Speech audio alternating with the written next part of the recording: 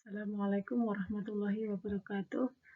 Bertemu lagi bersama saya Endang Sri Rahayu dari kelas A14 dengan NIM 228113060. Di sini saya akan memaparkan sedikit tentang pembelajaran digital dalam mata kuliah pengantar teknologi informasi, dosen pengampu Ibu Husnul Khotimah MPD.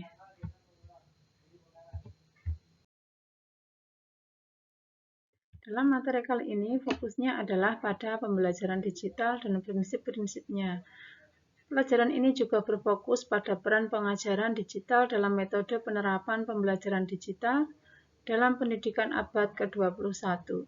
Guru diharapkan memahami pembelajaran digital untuk membantu siswa memenuhi kebutuhan belajarnya di era sekarang ini.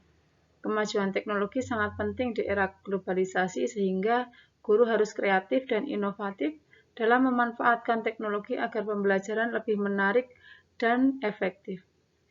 Pemanfaatan teknologi digital dan pendekatan pedagogi yang efektif dapat mengoptimalkan pembelajaran siswa sehingga mampu memecahkan permasalahan secara kritis, kreatif, komunikatif, dan kolaboratif.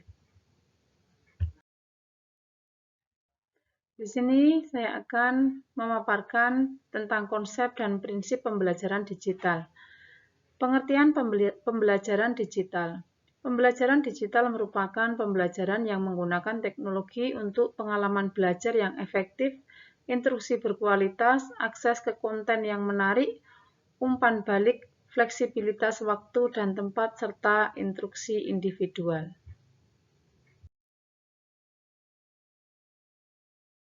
Kemudian prinsip penerapan pembelajaran digital, yaitu ada prinsip utama dan prinsip tambahan. Yang pertama, prinsip utamanya ialah satu, personalisasi. Artinya, bahwa personalisasi adalah kunci dalam pembelajaran digital, karena setiap peserta didik memiliki kebutuhan dan tingkat pemahaman yang berbeda. Kedua, partisipasi aktif peserta didik. Artinya, setiap pembelajaran digital harus disesuaikan dengan kemampuan peserta didik dan dilengkapi dengan partisipasi aktif dari mereka. Yang ketiga adalah aksesibilitas. Harus dapat dengan mudah diakses oleh para peserta didik, kapan saja dan di mana saja. Dan yang terakhir, yang keempat adalah penilaian. Bahwa penilaian yang mendalam juga diperlukan untuk memahami kekuatan dan kelemahan peserta didik. Dengan mengikuti prinsip utama ini, pembelajaran digital dapat meningkatkan produktivitas dan mengurangi kesenjangan dalam belajar. Lalu, prinsip penerapan pembelajaran digital yang kedua adalah prinsip tambahan. Di antaranya adalah yang pertama, bahwa pengajar harus terlibat aktif dalam proses pendidikan. Yang kedua, memahami kebutuhan para peserta didik. Yang ketiga, berkolaborasi dengan peserta didik untuk mengumpulkan ide. Yang keempat, familiar dengan bidang persoalan yang akan diajarkan. Yang kelima, pendidik harus memiliki ide yang baik dalam perencanaan kurikulum dan memahami bagaimana pembelajaran itu dapat dikembangkan. Selanjutnya adalah pemanfaatan pembelajaran digital. Ada beberapa poin di sini tentang pemanfaatan pembelajaran digital. Yang pertama adalah pembelajaran digital yang terhubung ke pembelajaran offline dapat meningkatkan pemahaman dan koneksi peserta didik terhadap konsep teknik. Yang kedua, menghubungkan pembelajaran online dengan kelas dapat membuat pengalaman pembelajaran lebih relevan dan bermanfaat. Yang ketiga, untuk mempelajari topik teknik, mesin secara online, peserta didik perlu meninjau materi sebelumnya untuk memahami konsep yang penting. Yang keempat, mempelajari aplikasi praktis dari pengetahuan juga penting agar pembelajaran tidak membosankan dan lebih produktif. Yang kelima, sebagai umpan balik yang berkesinambungan dan dapat melacak kemajuan belajar peserta didik. Yang keenam, platform Pembelajaran digital juga memungkinkan kolaborasi dan interaksi sosial antara peserta didik. Yang ketujuh, pendekatan campuran atau blended learning dapat meningkatkan daya ingat dan keterampilan belajar peserta didik dengan menggunakan media pembelajaran tambahan seperti video dan podcast. Selanjutnya, potensi atau fungsi dari pembelajaran digital. Yang pertama adalah sebagai alat komunikasi. Artinya, memungkinkan peserta didik untuk berkomunikasi secara cepat dengan menggunakan email, media sosial, forum chatting, dan mailing list.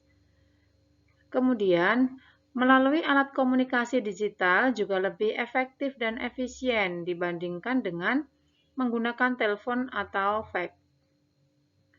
Selanjutnya yang kedua sebagai akses informasi, bahwa peserta didik dapat mengakses informasi terkait perkembangan sosial, ekonomi, budaya, politik, ilmu pengetahuan, dan teknologi dari berbagai sumber. Mereka bisa mengakses referensi penelitian dan artikel dalam berbagai bidang. Yang ketiga, sebagai sarana pendidikan dan pembelajaran. Artinya, perangkat lunak yang telah dikembangkan dapat meningkatkan mutu pendidikan dan pembelajaran. Materi pembelajaran elektronik dikemas dan diakses melalui pembelajaran digital, kemudian disosialisasikan kepada peserta didik, dan pengajar juga perlu memiliki kemampuan untuk mengelola pembelajaran digital melalui internet. Berikut ini adalah ragam dari pembelajaran digital. Yang pertama adalah mobile learning atau m-learning. Yang kedua, media sosial atau social media. Yang ketiga, pembelajaran berbasis permainan atau game-based learning.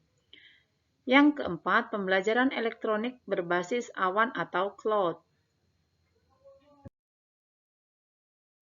Mari kita bahas sedikit masing-masing dari pembelajaran digital tersebut ya. Yang pertama adalah mobile learning atau m-learning. Apa itu? Mobile learning adalah metode pembelajaran yang menggunakan perangkat mobile seperti ponsel atau smartphone, laptop, e-reader, atau juga tablet, sehingga dengan teknologi pendidikan ini, siswa atau peserta didik tidak harus bertemu secara langsung dengan guru di sebuah ruangan kelas secara offline. Kategori mobile learning atau m-learning terdiri dari 6, yaitu yang pertama, penggunaan inovasi teknologi di lingkungan akademik untuk pembelajaran. Yang kedua, penerapan pendekatan dan solusi e-learning dalam perangkat mobile. Yang ketiga, penggunaan teknologi mobile dalam ruang kelas untuk mendukung pembelajaran kolaboratif. Yang keempat, penggunaan mobile dengan fungsi tambahan untuk pengalaman belajar yang sulit atau tidak mungkin dilakukan. Yang kelima, penggunaan mobile untuk pelatihan dan dukungan pekerjaan. Yang keenam, penggunaan mobile untuk pendidikan di daerah terpencil dengan infrastruktur yang terbatas. Jenis aplikasi mobile learning atau m-learning itu apa saja? Banyak sekali ya. Di sini tidak dijelaskan satu persatu, hanya secara garis besarnya saja, yaitu contohnya yang pertama Kahoot, Google Classroom, Microsoft Teams, LMS Canva, Quora, OpenStudy, dan Lectora. Jenis aplikasi yang sudah disebutkan tadi bisa di Google sendiri atau di searching di internet sendiri ya oleh teman-teman ya. Terus yang kedua adalah media sosial atau sosial media. Adalah sebuah media untuk bersosialisasi satu sama lain dan dilakukan secara online yang memungkinkan manusia untuk saling berinteraksi tanpa dibatasi ruang dan waktu. Nah, jenis-jenis media sosial atau sosial media adalah banyak ya. Satu, social networking, contohnya Facebook, Twitter, dan LinkedIn. Yang kedua, media sharing network, contohnya Instagram, YouTube, Snapchat, dan TikTok. Yang ketiga, discussion forum, contohnya Quora, Reddit, dan Kaskus. Yang keempat, social blogging network, contohnya Tumblr dan Medium. Yang kelima, social audio network, contohnya Clubhouse dan Twitter Space. Yang keenam, live stream sosial media, contohnya Twitch dan YouTube. Yang ketujuh, review network, contohnya Yelp atau Glassdoor. Kemudian pembelajaran digital yang ketiga adalah pembelajaran digital yang berbasis permainan atau games-based learning, yaitu metode pembelajaran yang menggunakan dan melibatkan aplikasi game yang dirancang khusus untuk mendukung pembelajaran peserta didik.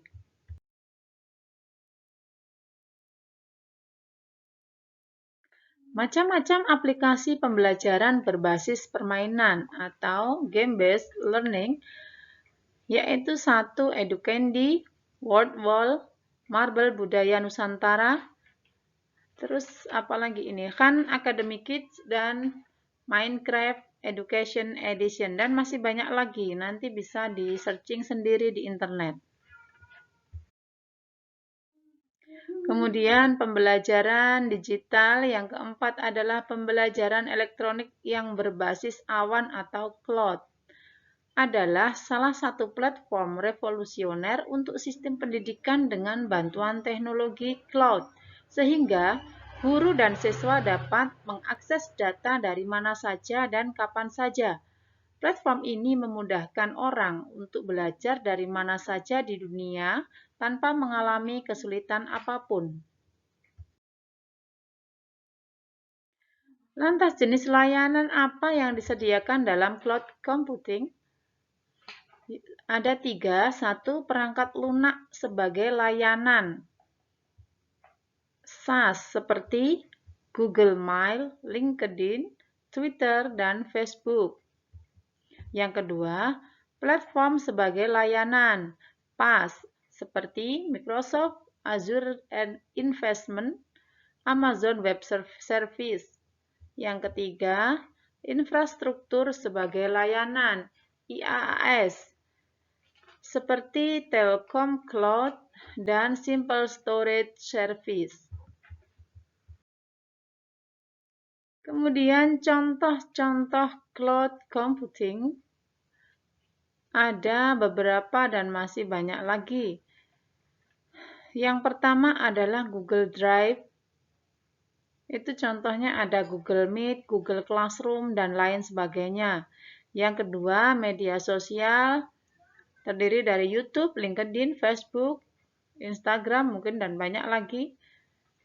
Yang ketiga, Dropbox. Yang keempat, bidang yang ada di bidang kesehatan seperti telemedicine, electronic health record, dan analisis teleradiologi.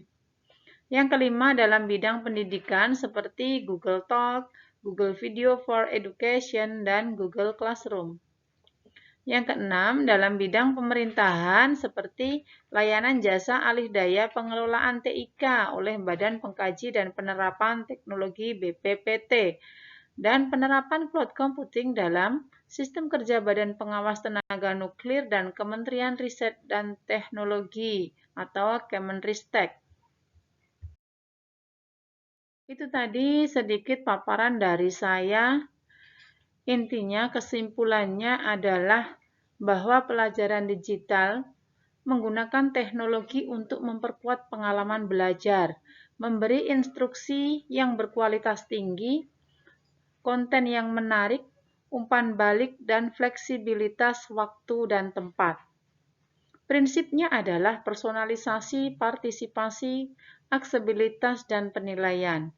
Dan pembelajaran digital memiliki tiga fungsi, yaitu komunikasi, akses informasi, dan pendidikan. Dan penggunaannya meliputi mobile learning, media sosial, pembelajaran berbasis permainan, dan cloud computing. Sedikit kata penutup dari saya, belajarlah untuk menjadi pribadi yang lebih baik setiap harinya, karena proses belajar tidak akan pernah berhenti. Terima kasih sudah menyaksikan video saya. Banyak kurangnya saya mohon maaf yang sebesar-besarnya. Sekian, sampai ketemu lagi dalam video yang akan datang. Wassalamualaikum warahmatullahi wabarakatuh.